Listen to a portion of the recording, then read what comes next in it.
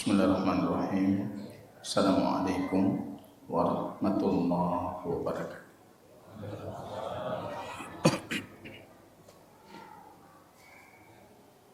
Alhamdulillahi rabbil alamin.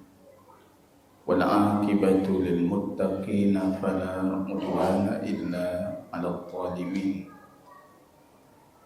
Asyhadu an la ilaha illallah wahdahu rabbi la syarika lahu wa asyhadu anna Muhammadan abduhu wa rasuluhu safiyyuhu min khalqihi wa khaliluhu.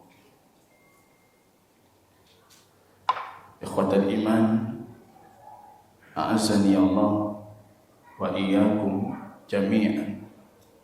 Puji dan syukur kita tiada hentinya kita panjatkan kehadiran Rabb kita Allah atas segala petunjuk, hidayah, inayah, rahmat dan kasih sayangnya Allah Subhanahu wa ta'ala.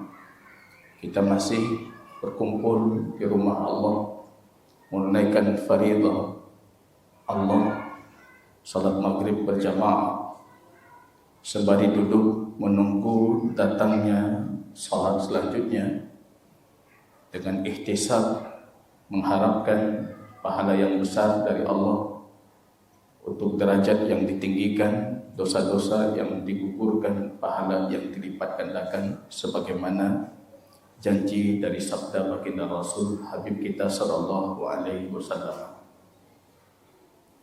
Kaum muslimin dan muslimat yang Allah muliakan, dengan izin dan kasih sayangnya Allah, kita masih mampu melanjutkan kembali kajian hadis kita terhadap satu kutub kecil yang kami namakan dengan Ummahatul Abwab min Hadi Sayyidil Ahbab, hadis-hadis pilar, hadis-hadis pokok, Ummul Bab, induk dari satu pembahasan fikih atau referensi utama dari hadis baginda Rasul untuk satu pembahasan fikih, min Hadi Sayyidil Ahbab, dari petunjuk Sayyid al-Ahbab, penghulu para kekasih kita, yaitu baginda Rasul sallallahu alaihi wasallam.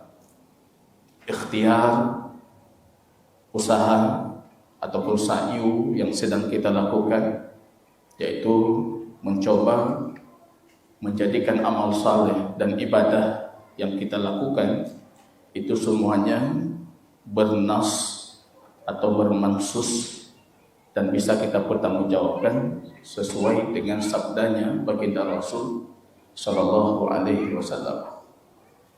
Kaum muslimin yang Allah muliakan, ini barangkali kajian malam ketiga berbicara tentang hadis ketiga dari kitab ini, yaitu sifat tata cara wudhu baginda Rasul sallallahu alaihi wasallam yang dinukilkan oleh Utsman ibnu Affan, yang diriwayatkan kepada kita oleh pembantunya atau maulanya Umrah ibnu Aban, Maula Utsman ibnu Affan radhiyallahu ta'ala anhu.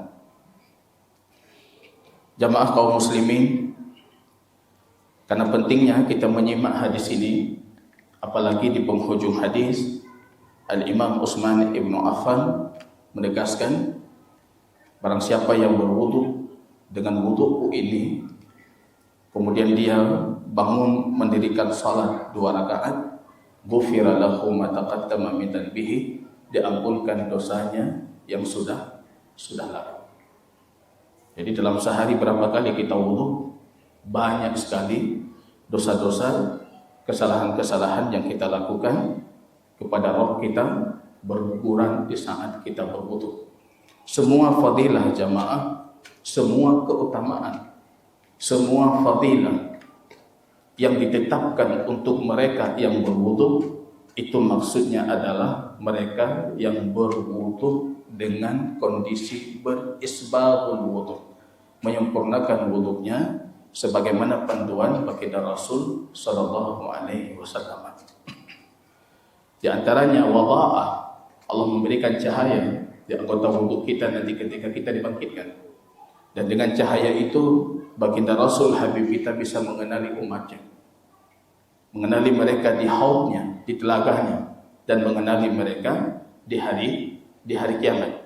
Wa kullu syakilatin ala syakilatihi, setiap orang nanti di padang mahsyar itu akan dikumpulkan sesuai dengan model mereka masing-masing.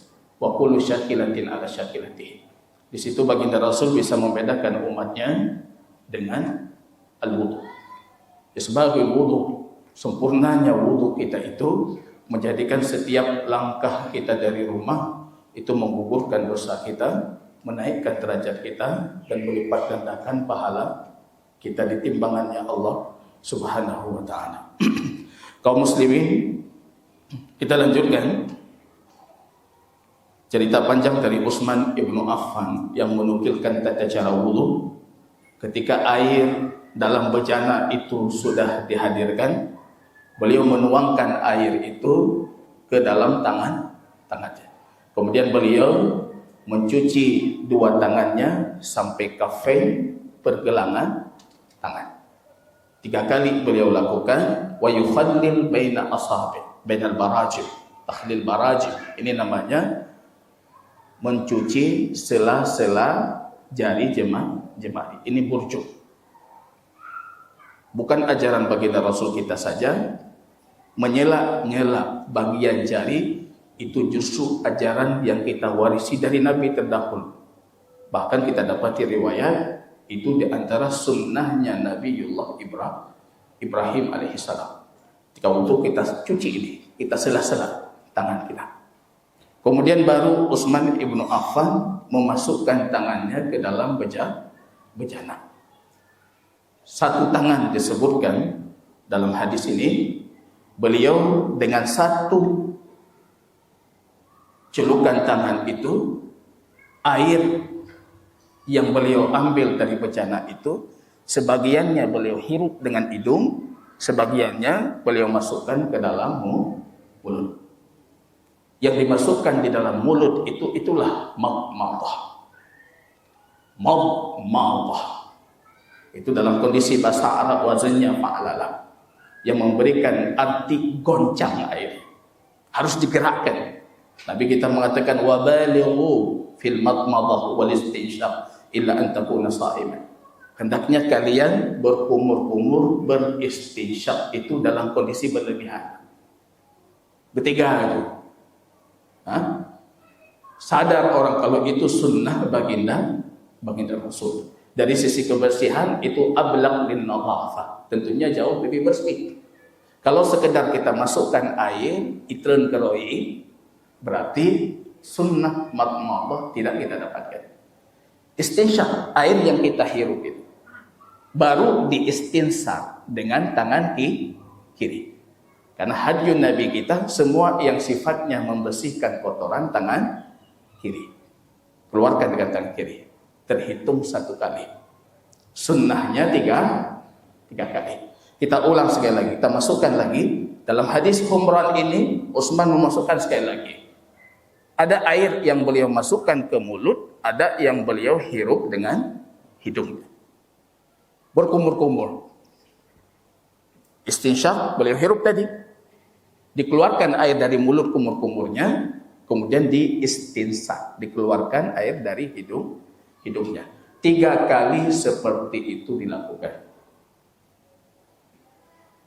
Ada jamaah kita yang bertanya setelah kajian kemarin, kalau kita pisah istinsyaq dengan madmadah boleh? Boleh. Ini perkara sunnah jamaah. Para ulama terdahulu berselisih mana lebih baik, 1 kali air atau air yang berbeda antara istinsyaq dengan madmadah, kumur-kumur.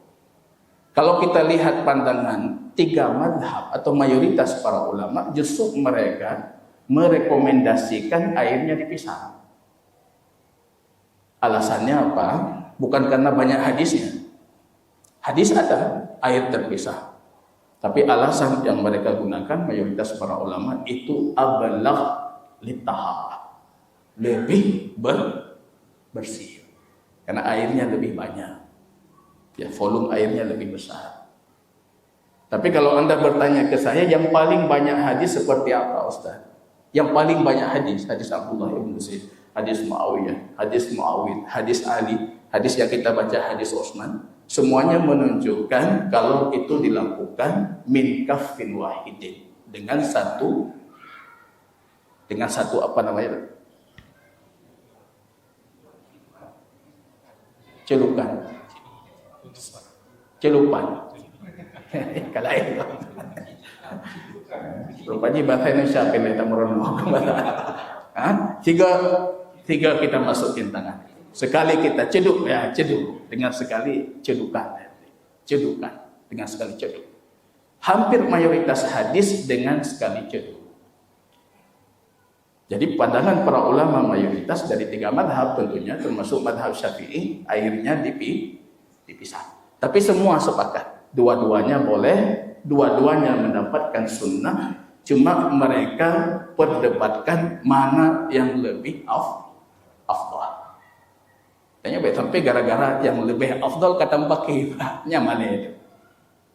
Ini mana yang lebih afdal?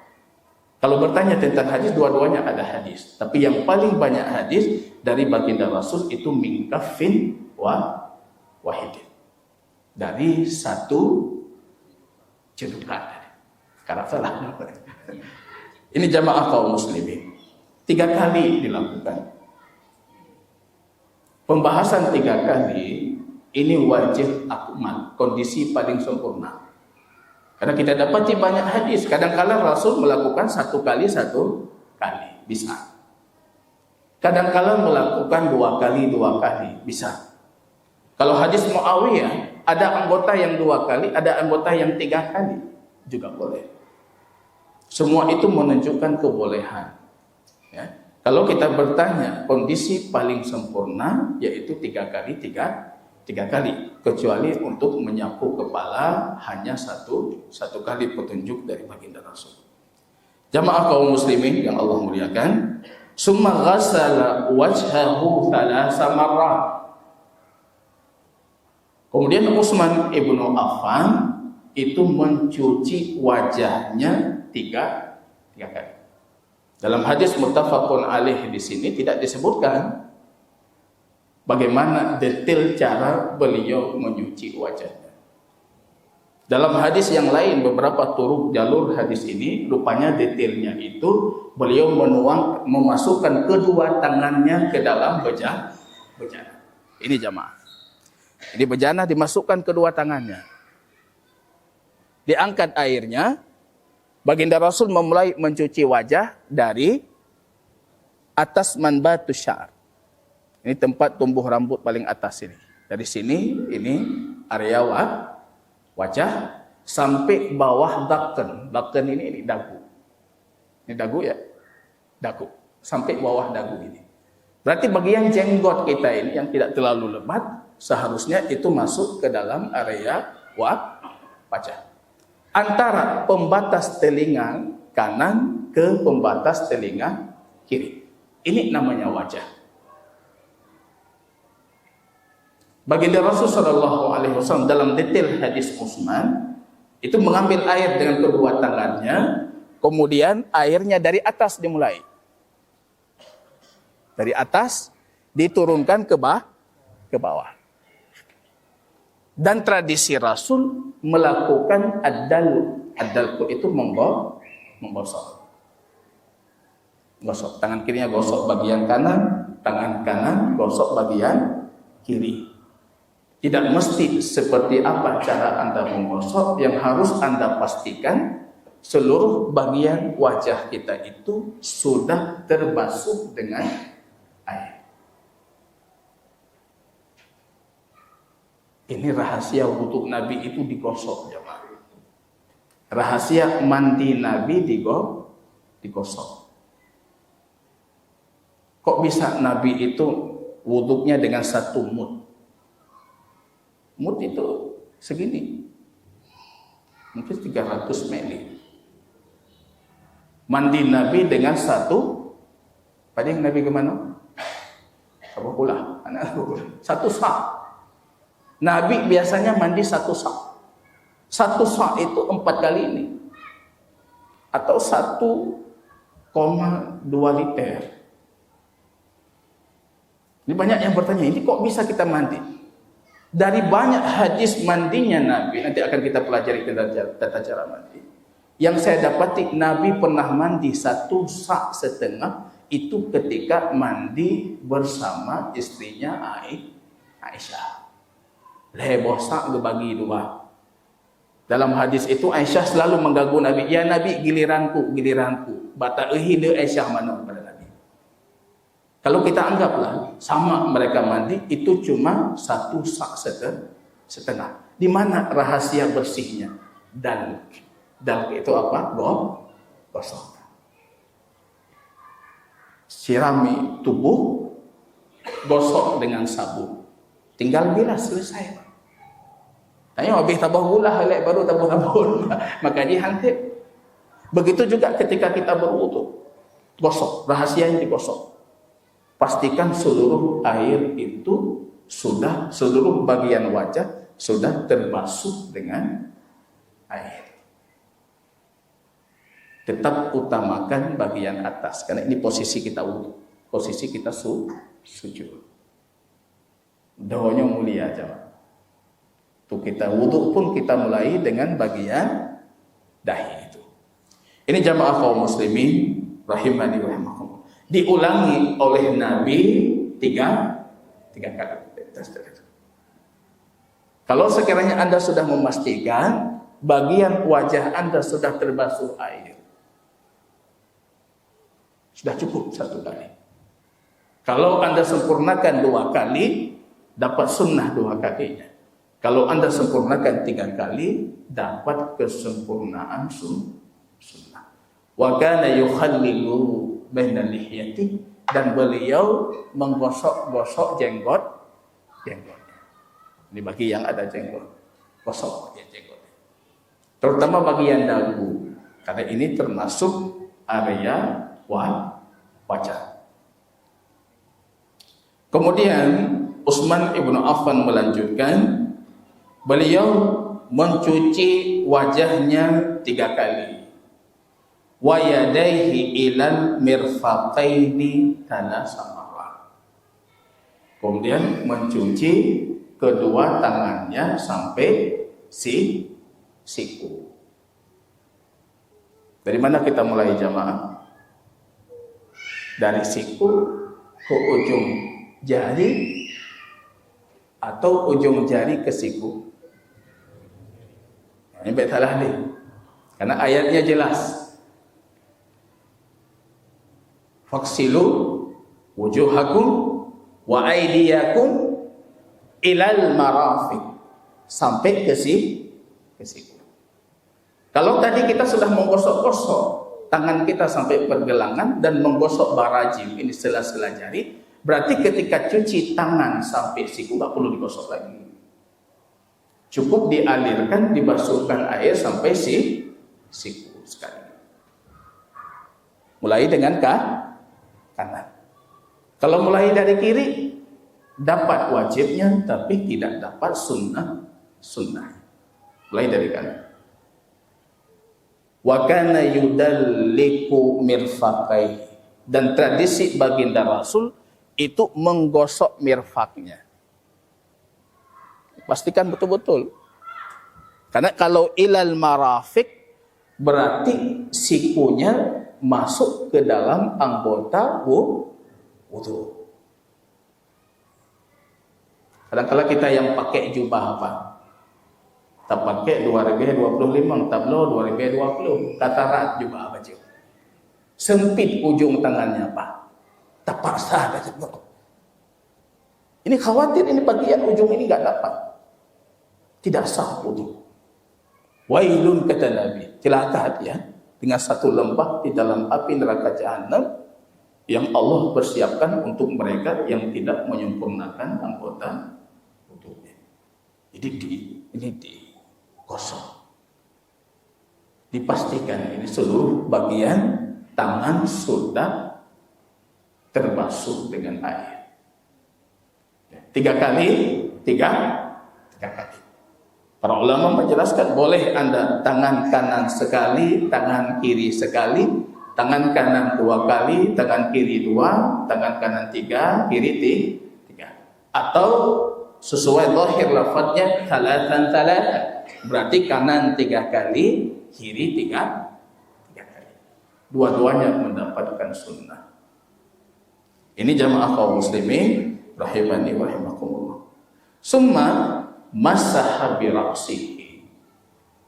Kemudian beliau menyapu. Kalau tadi membasuh. Membasuh itu sinonimnya mencuci, jemaah. Mencuci itu artinya airnya mengalir. Kalau menyapu airnya tidak mengalir. Kepala disapu. Air tidak mengalir.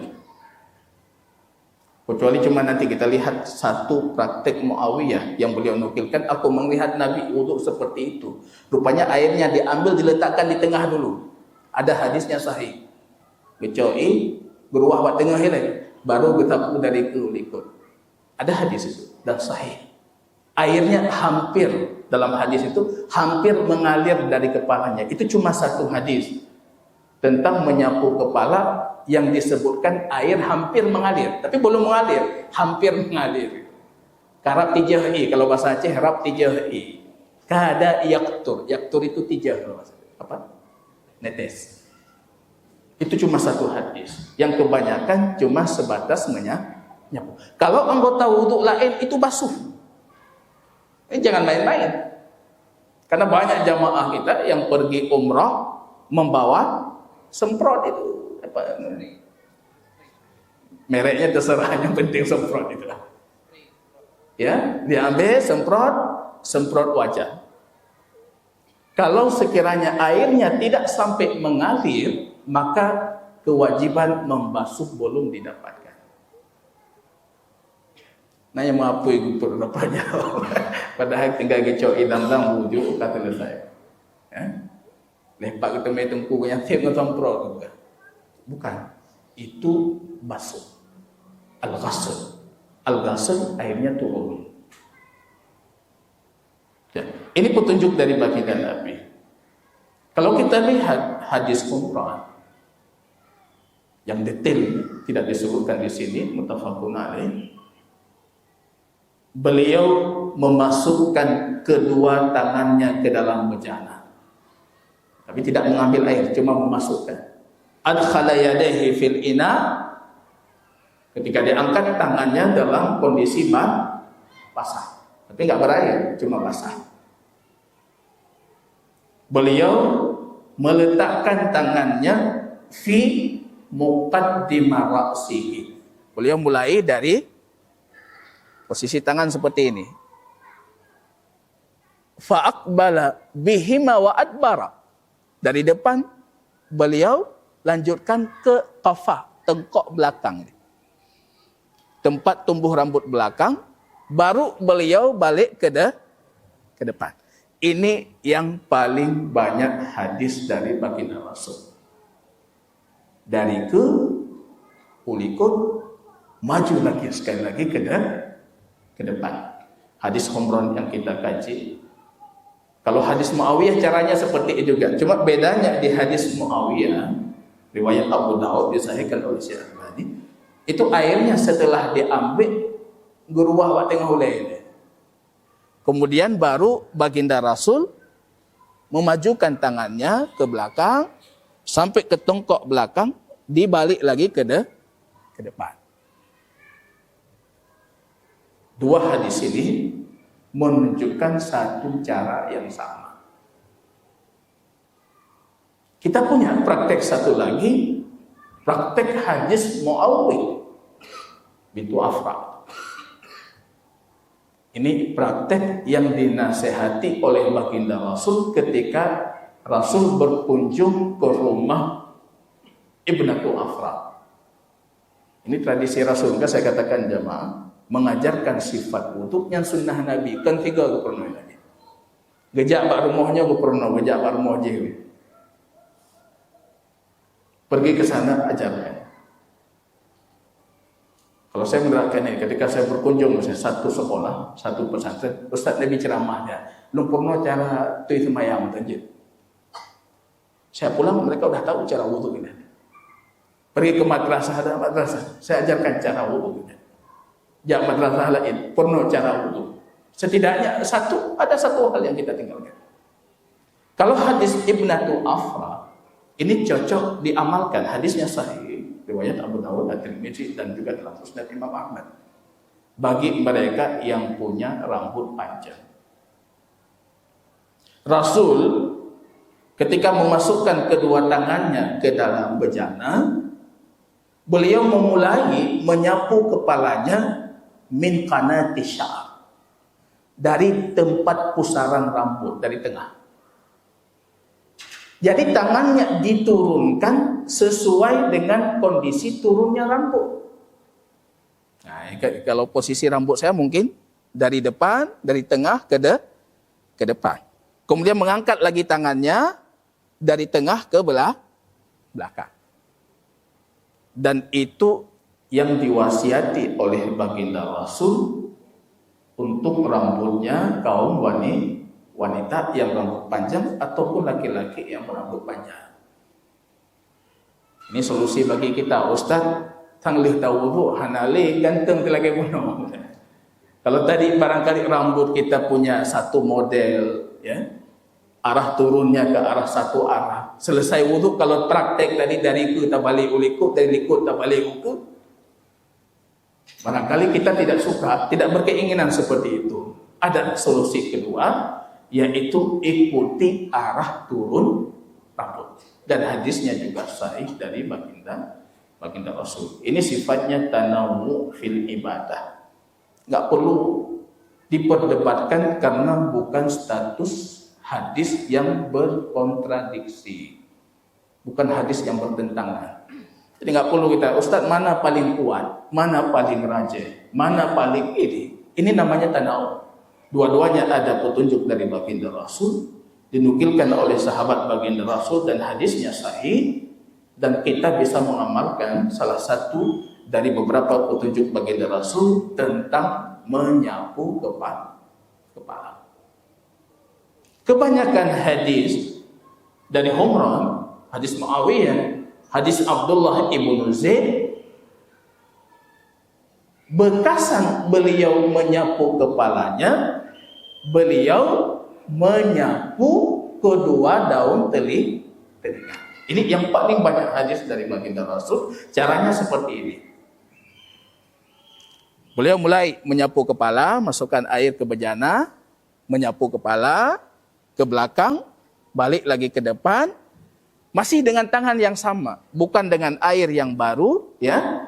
Beliau menyapu daun telinga. Wa kana yaj'al isbabatahu di dalam daun telinga. Ini telunjuk di dalam daun telinga. Ibhamahu, ibu jarinya di belakang daun telinga. Jadi jadinya seperti ini baginda Rasul.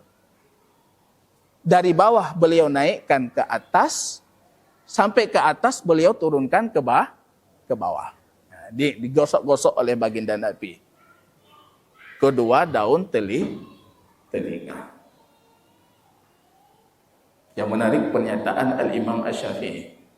Imam Syafi'i punya satu pernyataan menarik dalam Al-Um. Beliau mengatakan, ketika kamu melihat mereka berdebat tentang menyapu telinga, kibancara, padungga tasapu, air baru atau boleh air dari kita menyapu rambut, seolah-olah ini sesuatu yang tidak bisa ditinggalkan, kata Imam Syafi'i. Padahal semua mereka sepakat yang tidak menyapu telinga, wudunya tetap sah.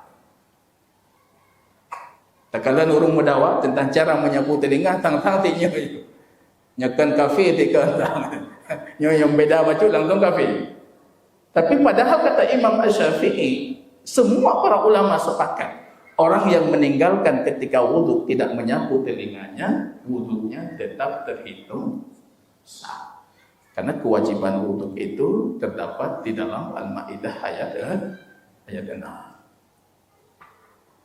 Ini tanawwu jamaah. Hadis Ibnu Umar, beliau menyapu daun telinganya bima'in jadid. Hadisnya asarnya sahih. Cuma para ulama kita berselisih itu sampai ke Rasul atau mauquf berhenti di Ibnu Umar. Mayoritas para ahli hadis mengatakan asarnya sahih, tapi sahihnya cuma sampai ke Ibnu Umar. Walaupun itu pilihan madhab Syafi'i. Dalam madhab Syafi'i, daun telinga disapu dengan air baru. Kalau Anda melakukan seperti itu silahkan, maka Anda sedang melakukan petunjuk yang dinukilkan dari Abdullah ibnu Umar. Kalau Anda langsung dengan menyapu kepala, langsung turun ke daun telinga, itu yang paling banyak kita dapati hadis dari baginda Rasulullah. Itu yang paling banyak hadis. Jadi dari rambut langsung ke daun telinga. Adapun hadis yang sering kita dengar atau sering disampaikan oleh Tunku, al-udhunani minal wajh. Dua daun telinga itu bagian wajah. Itu hadisnya hampir sepakat para ulama kalau hadisnya itu lemah. Menyapu daun telinga ketika mencuci wajah. Bahkan madhab Syafi'i pun tidak mengambil itu sebagai pegangan dalam madhabnya. Ini jamaah kaum muslimin rahimani wa rahimakumullah. Kita lanjutkan. Kemudian Utsman memberikan contoh selanjutnya, summa ghassala rijlaihi ilal ka'baini thalatha marrat. Kemudian beliau mencuci kakinya sampai kedua mata kaki. Kedua mata kaki. Ini ya, kedua mata kaki sampai kedua mata kakinya tiga kali. Jadi dari ujung kaki naik ke hingga mata kaki. Mata kakinya masuk ke dalam anggota wudhu. Wa kana yudalliku. Dan tradisi Rasul itu menggosok kedua mata kaki, memastikan itu sudah terbasuh dengan air sempurna. Marah Rasul dalam hadis Bukhari Muslim ketika memperhatikan ada sahabatnya yang berwudu sedangkan tumitnya itu belum terbasuh air. Ka'annahu yaluh. Jadi nampak itu seperti bersinar karena digurun.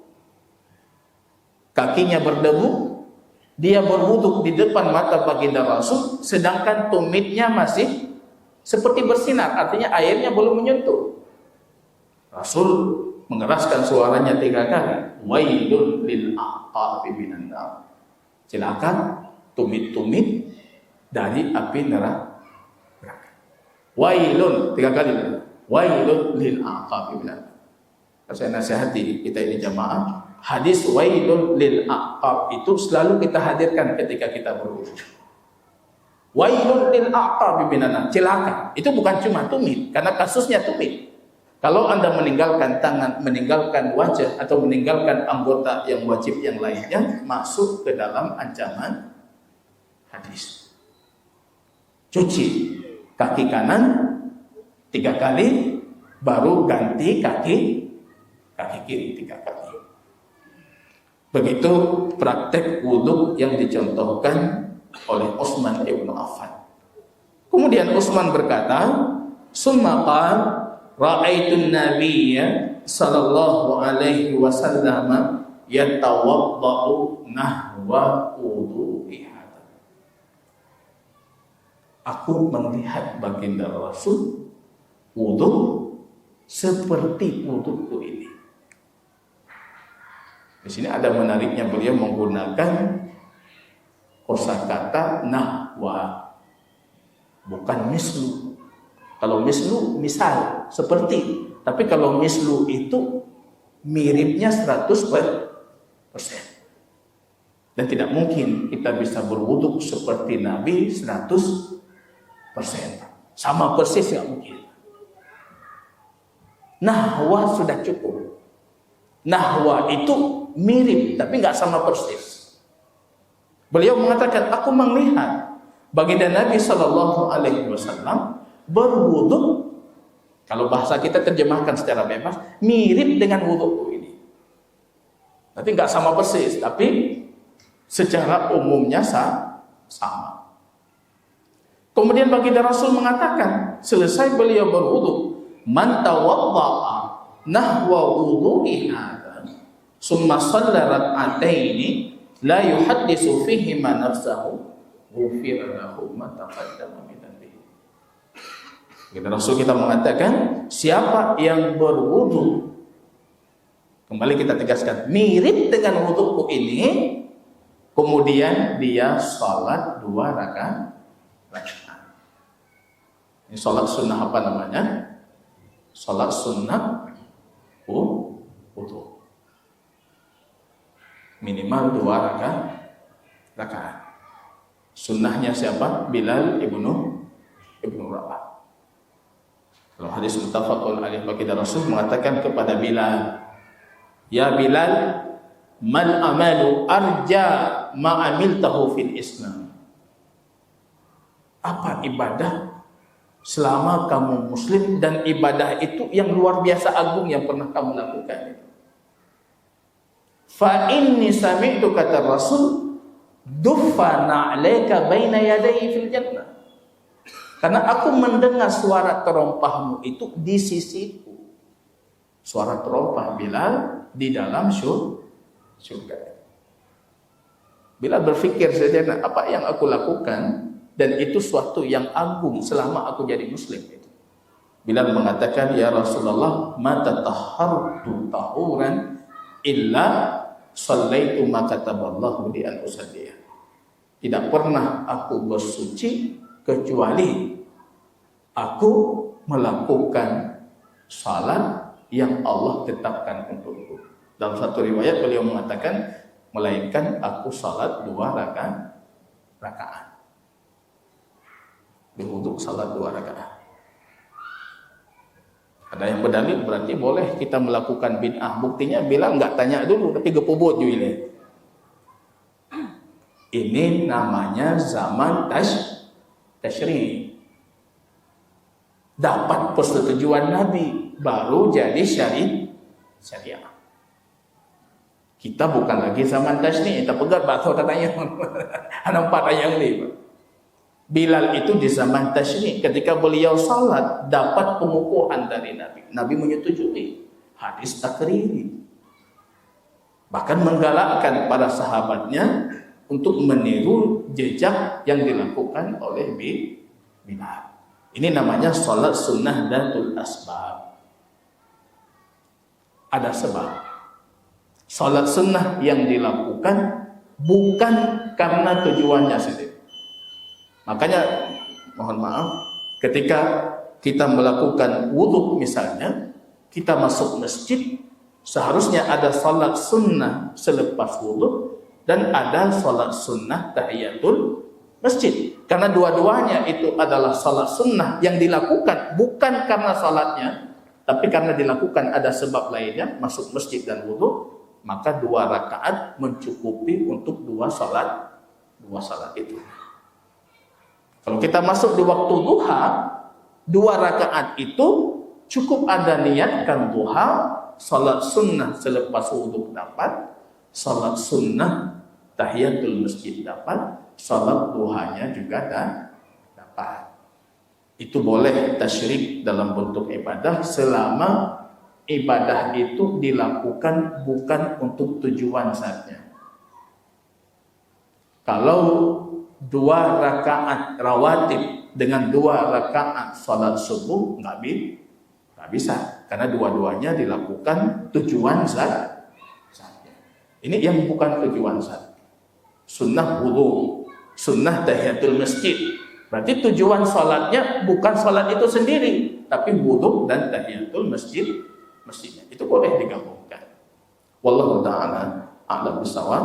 Barangkali nanti pertanyaan seputar wudhu ini dan penjelasan sempurna untuk hadis kita lanjutkan dengan izin Allah Ta'ala di pertemuan selanjutnya dengan izin Allah. Subhanakallahumma wa bihamdika asyhadu an la ilaha illa anta astaghfiruka wa atubu ilaik. Assalamualaikum warahmatullahi wabarakatuh.